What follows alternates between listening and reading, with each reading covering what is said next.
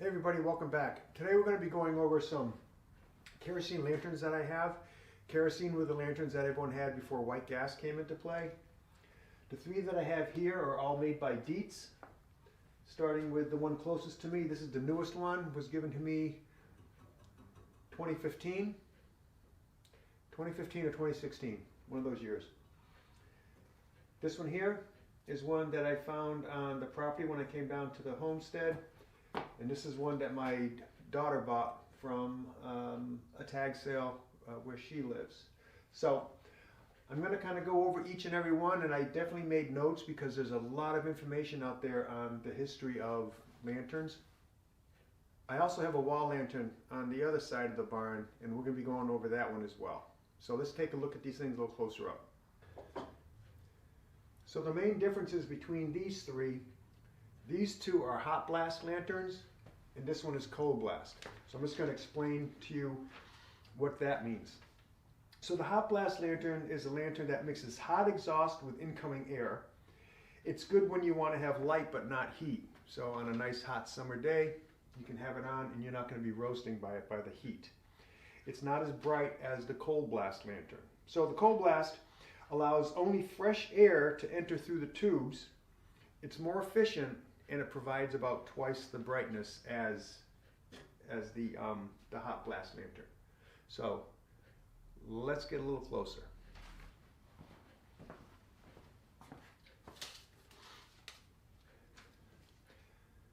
The first one here is the oldest one that I own. This is the one that I got from my daughter. So this is made by Deets. It has a flat top, round fuel canister, and it's called the high-low. High-low stands for high performance, low price. So this is a lantern that was used by a lot of the public works, railroad, trolley, and dam building. It also has a simple lift design. So you'll see that on these two, you actually have a lever that raises the globe. This one, you just lift it, stays up. When you're looking for the date on your Deets lanterns, it's right up here on this top tube. Sometimes it's really hard to see, so just clean it off well. I took a picture of it with my phone and I was able to zoom in on it. So this one is labeled S235. So the S stands for Syracuse, New York. It was made. It's also made in February of 1935. I'm going to go ahead and light it. Up with the globe.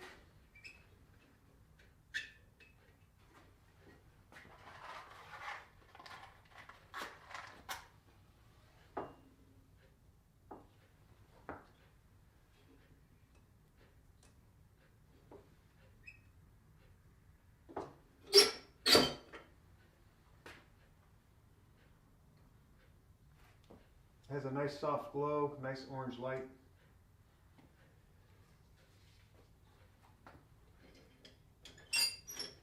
Okay, we're going to move on to the next one. This one here is also a Deets. It's a Deets Monarch.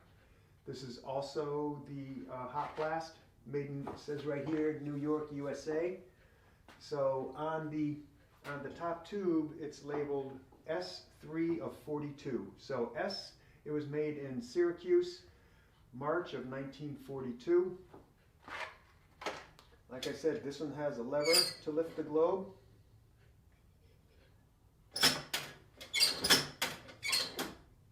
Then go ahead and light it.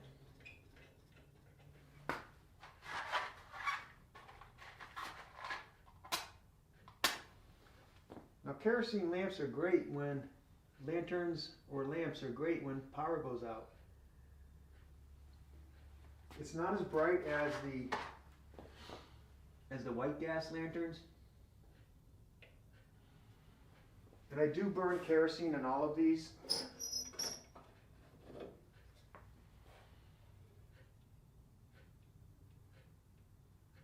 And as far as I can tell, these are the original globes. This one has the Deets logo on it. This one doesn't.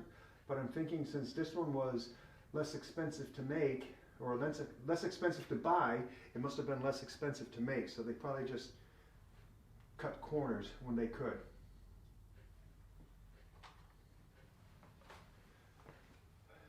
So this one here, it's the Dietz 2500. This is the cold blast. This also has it where you can lift the globe so you can light it. This has a much bigger wick. This thing is huge.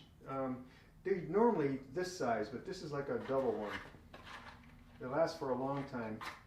And I did try the paraffin lamp oil with this, and it did not burn at all. I mean, it did not, it burned, but it did not burn well. So I switched to kerosene, and it burns really well.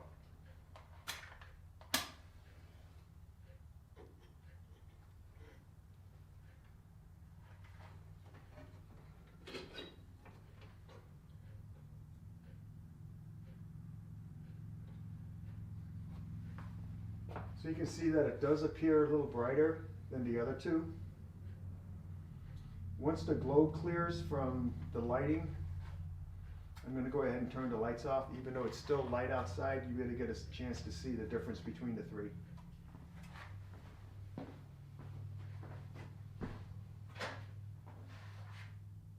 I'm just waiting for it to clear up.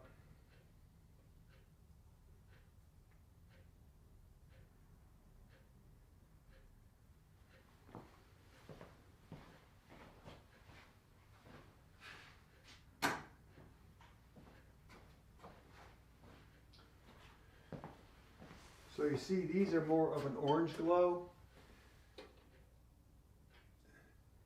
and this one's brighter.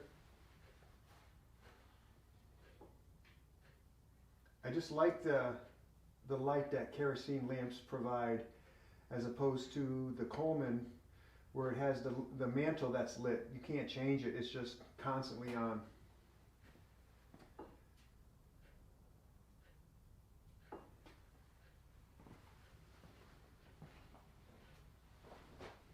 Alright, so we've got a chance to see how these operate. We're going to go on the other side of the wall and check out the wall mounted.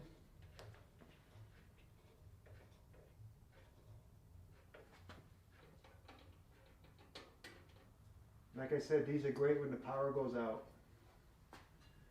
Doesn't make the hissing noise of the Coleman, and it does provide good light. So this lantern here is made in Handlin, St. Louis. It's made in 1800s, 19th century, classified as a wall lantern. I've also seen it classified as a caboose wall lantern. I don't know, I'm just trying to see how much information I can get on it. The big difference with this one is that it does have a top here, so the heat cannot rise any further, so it won't go up to ceiling, start a fire. It has a double wick, which is pretty neat. It does make it pretty bright. So this one, when you want to light it, this is just a spring. Push it up. Bring up your wick.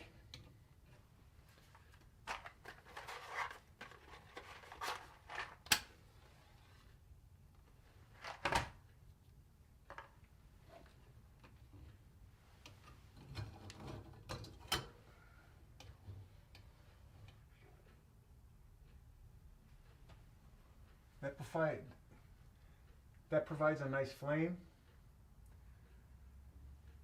Even though it's bright out, I'm going to turn the lights down just so you get a chance to see what it's like.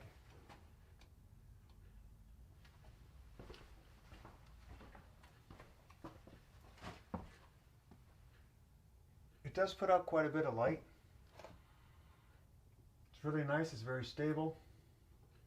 It's in terrific shape. And there's a lot of wick left, which is good. Let's go ahead and shut it down.